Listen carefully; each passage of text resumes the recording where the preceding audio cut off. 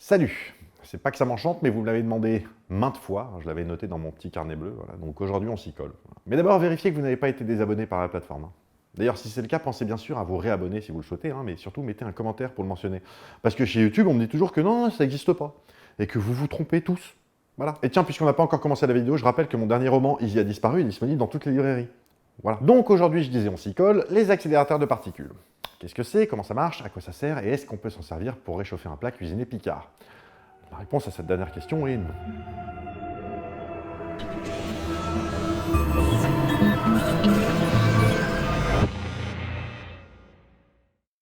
Un accélérateur de particules, c'est une machine qui va accélérer des particules.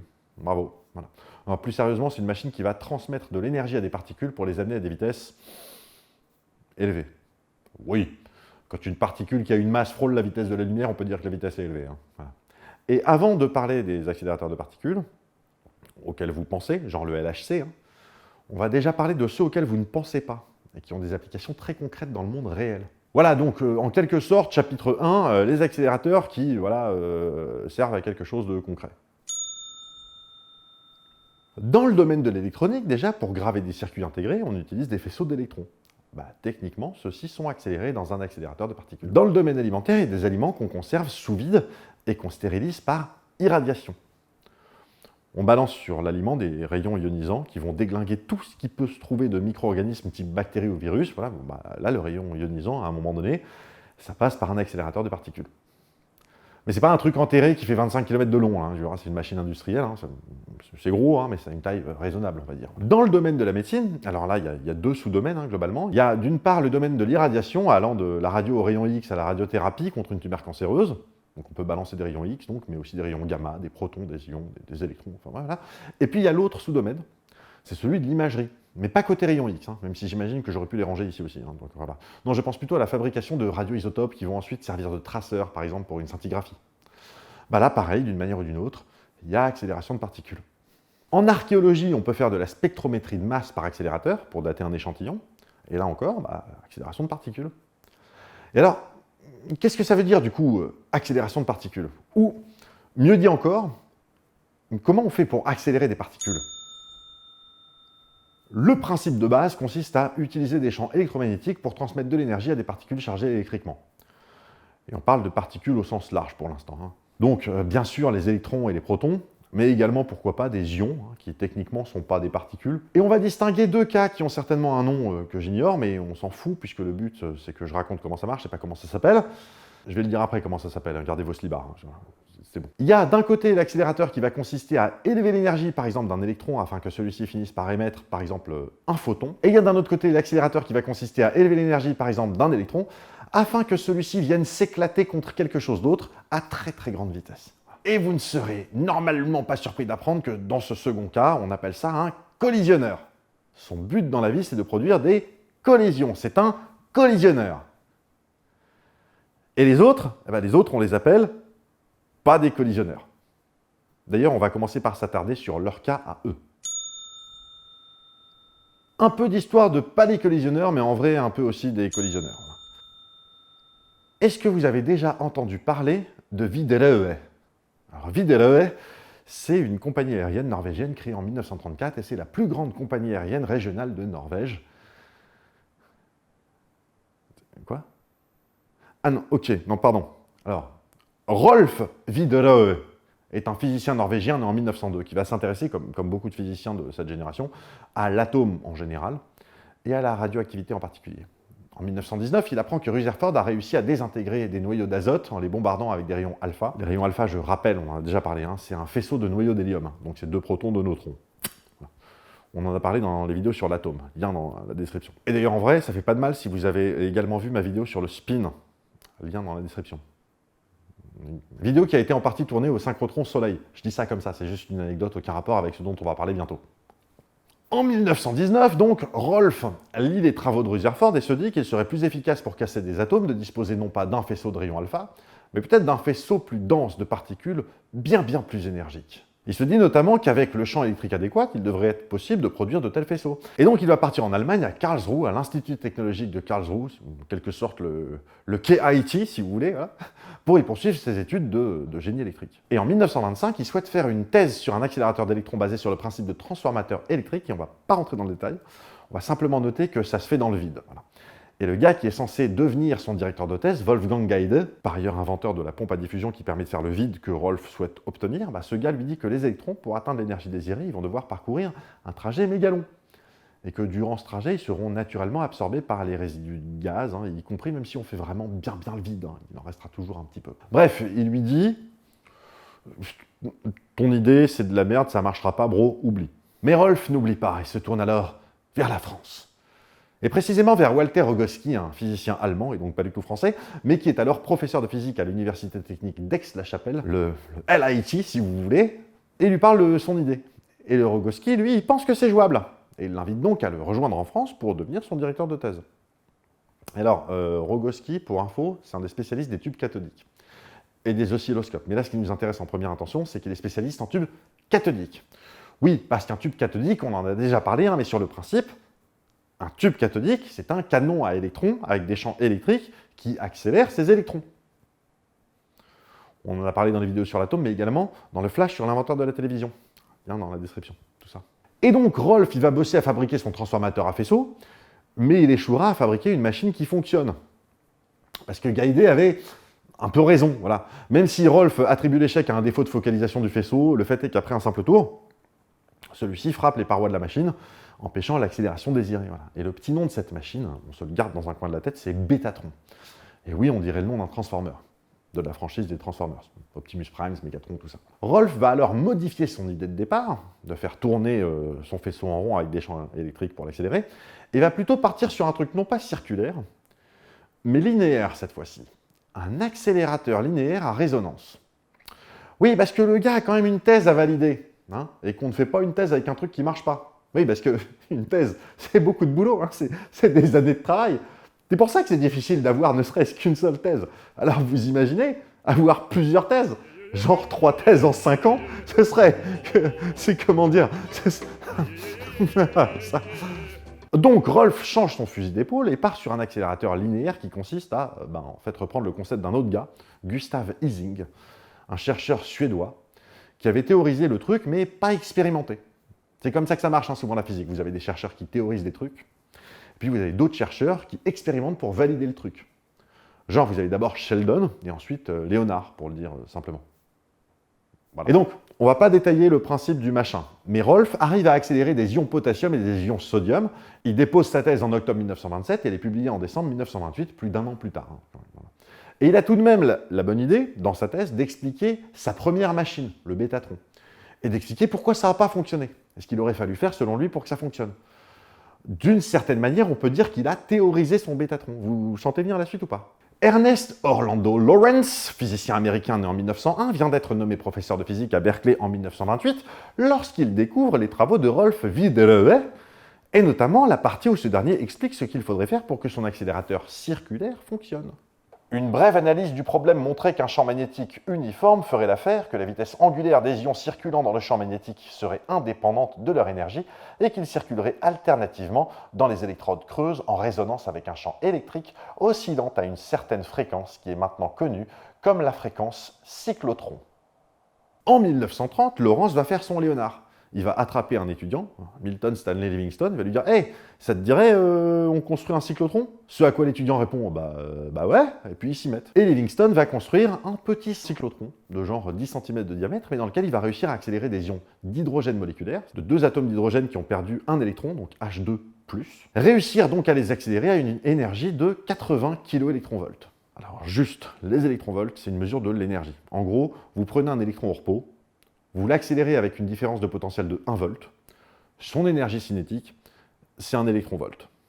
Et à partir de là, ils vont construire plus gros et plus puissant, les Américains. Et donc Lawrence aura le prix Nobel de physique en 1939 pour l'invention et le développement du cyclotron et pour les résultats obtenus, particulièrement les éléments radioactifs artificiels. Ah, et pendant la Deuxième Guerre mondiale, évidemment, il participe au projet Manhattan. À vrai dire, c'est même lui qui amène Oppenheimer dans ce projet, c'est dire. Voilà. Il est dans le film Oppenheimer, hein, il est joué par Josh Hartnett. Voilà donc pour l'origine historique, si on peut dire, des accélérateurs de particules. Maintenant, comment tout ça a évolué? Et je rappelle que je n'ai pas encore expliqué à quoi ça sert. Hein. Un accélérateur de particules quand c'est pas pour une application type médecine ou électronique. Donc, à ce stade de l'histoire, on a des cyclotrons. Et alors, qu'est-ce que c'est quoi donc la spécificité des cyclotrons? Imaginez une grosse boîte de camembert dans laquelle on fait le vide et on introduit des particules avec une énergie faible ou normale, voilà.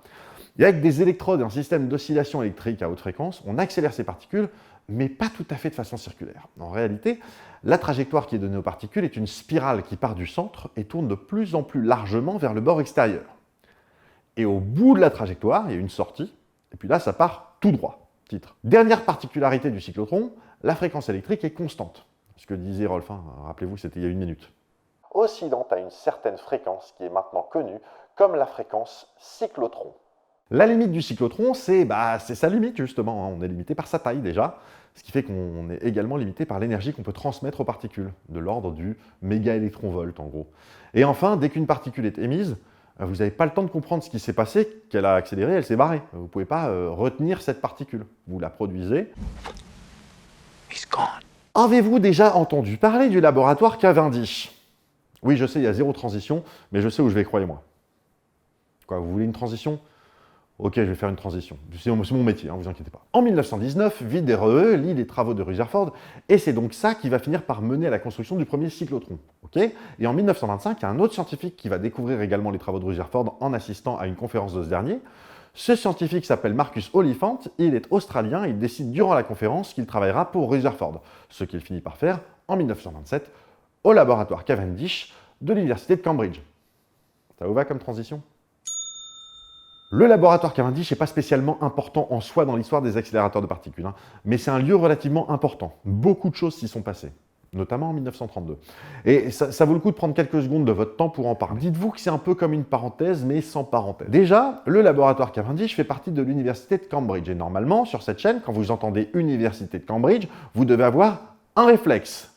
Trinity College. Le Trinity College est l'un des 31 collèges de l'université de Cambridge, sans doute le plus célèbre, notamment en raison des tronches qui sont passées par ce collège, hein, depuis Isaac Newton jusqu'à Stephen Hawking, en passant par un paquet invraisemblable d'intellectuels en tout genre, hein, pas nécessairement scientifiques d'ailleurs. Charles III, il est passé par le Trinity College, il n'est pas spécialement réputé pour ses découvertes en physique. Mais juste après le Trinity College, un des trucs les plus importants de l'université de Cambridge, c'est le laboratoire Cavendish.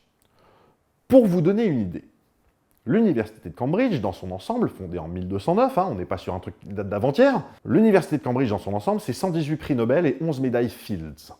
D'accord? Le Trinity College, qui compte environ 1000 étudiants par an, c'est 33 prix Nobel dans son histoire. Et le département de physique de l'université de Cambridge, qui s'appelle donc le laboratoire Cavendish, c'est 29 prix Nobel de physique. 29 prix Nobel. Parmi ces 29 prix Nobel, on trouve Joseph John Thomson pour avoir découvert l'électron en 1897, Ernest Rutherford pour avoir identifié le rayonnement alpha en 1908, prix Nobel de chimie, hein, rappelez-vous, Rutherford qui avait dit juste après la science, soit c'est de la physique, soit c'est de la philatélie.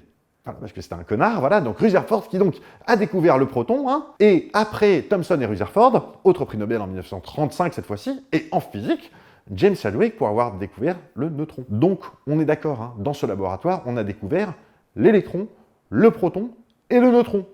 Mais j'ai pas fini, on y a également découvert l'ADN. Enfin, on a mis évidence la structure en double hélice de l'ADN au laboratoire Cavendish. Et malgré les travaux de Rosalind Franklin sur le sujet, ce sont 3 autres personnes qui auront le prix Nobel. Juste, petit point à ce sujet. Oui, clairement, le Nobel a manifestement toujours eu du mal à donner un prix à une femme, hein, c'est clair. Même si Marie Curie en a eu 2, et dans 2 disciplines différentes. Parce que les couilles, c'est Marie Curie, et Marie Curie, elle vous emmerde. Toujours est-il que le Nobel a quelques particularités, et notamment le prix ne peut pas être remis à titre posthume. C'est interdit dans leur règlement, c'est comme ça. Et lorsqu'on donne le prix Nobel pour les travaux sur l'ADN à Wilkins, Watson et Crick, Rosalind Franklin, elle est déjà décédée. Donc elle n'est plus éligible à ce prix. Elle décède en 1958 d'un cancer des ovaires, et on est à peu près serein sur le fait que les irradiations qu'elle a prises durant ses recherches sont à l'origine de ce cancer, hein, qu'on soit clair. Watson et Crick ont clairement pillé les travaux de Franklin. Ils ont littéralement pris ses résultats sans lui en parler, s'en sont servis ensuite pour leurs propres recherches. Ça, c'est net. Et lorsque les 3 hommes font leur discours pour ce prix, il n'y a que Wilkins qui reconnaît l'apport de Rosalind Franklin et la remercie pour ses travaux. Watson et Crick, ils ne la citent même pas. Voilà. Comme ça, vous savez l'histoire du pourquoi Rosalind Franklin n'a pas eu le Nobel. C'est pas parce que c'était une femme, C'est parce qu'elle était morte. Mais dans le même temps, si elle avait été vivante, peut-être que Watson et Crick auraient fermé leur gueule sur l'origine de ses travaux et peut-être qu'on serait tout de même passé à côté d'elle. Voilà. Et oui, le monde de la science, c'est aussi un monde d'humains, avec leurs qualités et leurs défauts, et le prix Nobel, c'est prestigieux et ça rapporte de l'argent. Et donc les cons, ça les motive. Au laboratoire Cavendish, on a également créé la première chambre à brouillard, genre en 1912. Il y aura un prix Nobel de physique après ça, encore une fois, hein, en 1927. Oppenheimer, Robert Oppenheimer a été étudiant au laboratoire Cavendish. Vous savez qui c'était son prof? Joseph John Thomson. Mettez un peu 2 secondes les choses en perspective. Le père de la bombe atomique, son prof de physique, il a découvert l'électron. Moi, mes profs de physique, ils n'ont pas découvert l'électron. Hein. Ah, et juste pour info, le laboratoire Cavendish s'appelle Cavendish en hommage à Henry Cavendish, un physicien du XVIIIe siècle, évidemment britannique, qui a notamment découvert l'hydrogène en 1776, a analysé la composition de l'air en 1783 et a réussi à synthétiser l'eau à partir de dioxygène et d'hydrogène en 1784. Alors c'est un truc qu'on fait au collège, hein, au lycée, ça, la synthèse de l'eau, mais imaginez un peu en 1784, le mec qui fait son expérience, il y a 2 gaz qui brûlent ensemble, sans flamme, hein, l'hydrogène ça brûle, sans flamme visible, c'est chelou. J'avais fait l'expérience dans l'Utah, rappelez-vous. Hein. Et puis d'un coup, il y a un liquide qui se condense dans une fiole.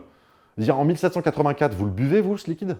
Bref, donc le laboratoire Cavendish, Marcus Oliphant, il bosse sous la direction de Rutherford. En 1937, il part pour bosser comme professeur de physique à l'université de Birmingham et il travaille sur des radars. Mais en 1939, il va à Berkeley en Californie, il rencontre Ernest Lawrence, parce que le monde est petit, hein, et ce dernier lui file les plans pour construire un cyclotron de 60 pouces, soit environ 1,50 m, à Birmingham. Mais la guerre éclate et le projet est retardé, tout ça, évidemment. Pendant la guerre, justement, en 1943, Oliphant se retrouve à faire partie du projet Manhattan parce que le monde est putain de petit. Et donc, il y va avec la délégation britannique, hein, vous vous rappelez, Tubaloys, etc. Voilà, les Britanniques qui avaient leur propre projet de bombe atomique, hein, c'est ça, Tubaloys. Celui-là même avec Niels Bohr. Bref, Oliphant bosse sur le projet Manhattan, mais pas à Los Alamos. Pareil, hein, j'ai dit dans la vidéo sur Feynman, il y avait plusieurs sites pour le projet Manhattan, notamment il y avait Oak Ridge parmi les plus grands, mais également le laboratoire national Lawrence Berkeley. Laboratoire qui, à l'époque, s'appelait encore le Radiation Laboratory, mais Ernest Lawrence, c'est le fondateur du labo, d'où le changement de nom par la suite. Et donc, Oliphant, il travaille avec Lawrence sur l'enrichissement de l'uranium-235 à la même période. Oliphant présente les principes d'un accélérateur de particules différent du cyclotron. Le synchrotron. Le principe du synchrotron, c'est un peu différent de celui du cyclotron, même si l'idée de base reste la même. Hein. On produit des particules chargées, puis on les accélère en leur transmettant beaucoup d'énergie grâce à des champs électromagnétiques, et ensuite on les expulse là où on veut et comme on veut. Mais, à la différence du cyclotron, les particules n'évoluent pas en spirale, mais dans un cercle. L'idée étant de leur faire gagner de l'énergie à chaque tour.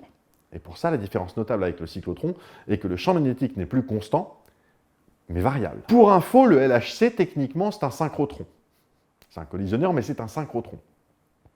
Donc, les synchrotrons ont besoin d'être bien plus grands que les cyclotrons, mais ils permettent d'obtenir des niveaux énergétiques bien plus élevés. Là où les cyclotrons donc, permettaient d'atteindre des énergies de l'ordre du mégaélectronvolt, les synchrotrons permettent d'obtenir des énergies non pas de l'ordre du gigaélectronvolt, mais du téraélectronvolt, soit 1 million de fois plus énergétique. Et en vrai, le téraélectronvolt, c'est pour les plus gros. Hein. Les synchrotrons en plus classique, on est déjà de l'ordre du gigaélectronvolt, c'est quand même déjà conséquent. Hein. Voilà. Et notamment, les gros synchrotrons permettent un truc qui semble pas naturel a priori, à savoir produire des faisceaux de particules instables, et même de particules neutres. Et juste, avant d'en finir, enfin pour l'instant, avec les synchrotrons, un truc à savoir, du fait de la courbure de la trajectoire des particules dans un synchrotron, celles-ci émettent une onde électromagnétique, une lumière, qu'on appelle un rayonnement synchrotron. Et alors, à quoi ça sert un accélérateur de particules bien énervé type synchrotron? Hein, quand on ne produit pas de circuit intégré ou qu'on ne bosse pas dans la médecine, en recherche fondamentale, en physique des particules, à quoi va servir un synchrotron? La grande idée, clairement, c'est l'idée du collisionneur. Je prends par exemple un faisceau de protons. Voilà. Je les accélère dans mon synchrotron jusqu'à atteindre une énergie folle, une vitesse très très proche de la vitesse de la lumière. On est de l'ordre de 99, quelque chose % de la vitesse de la lumière, là, pour des particules qui ont une masse. Donc c'est beaucoup d'énergie. Et une fois qu'on a atteint l'énergie désirée, on expulse ce faisceau droit sur autre chose. Un noyau d'atome, un neutron, un autre proton. Enfin bref, c'est pas les idées qui manquent. Hein. Et avec un tas de détecteurs très complexes, on étudie ce qui se produit pendant et juste après le choc. Et on va le dire tout de suite, hein, il ne faut vraiment pas cligner des yeux. Ça se passe en une fraction de seconde. Dites-vous que les détecteurs du LHC sont capables de détecter 600 millions de collisions par seconde. Donc pas de souci, ils clignent pas des yeux. Et c'est ainsi qu'en 1955, au synchrotron du laboratoire Lawrence Berkeley, techniquement c'est le bévatron pour Billion of Electron Volt synchrotron, et c'est un synchrotron de protons à focalisation faible. C'est ainsi donc qu'en 1955, on a observé pour la première fois un antiproton. La particule équivalente au proton, mais en antimatière. Alors, c'était un peu plus facile avec l'antiproton qu'avec d'autres antiparticules qu'on découvrira plus tard, parce que l'antiproton, c'est une particule qui est stable. Même si elle ne survit pas longtemps, dès qu'elle rencontre un proton, boum, annihilation. Et avec les collisionneurs, on a découvert un paquet de particules. Et à mesure que le temps avance, on s'est mis non plus à simplement détecter des particules qu'on ne connaissait pas pour les étudier, mais à tenter d'observer des particules dont on pressent qu'elles existent, mais dont on n'était pas sûr. CF la vidéo sur le boson de Higgs.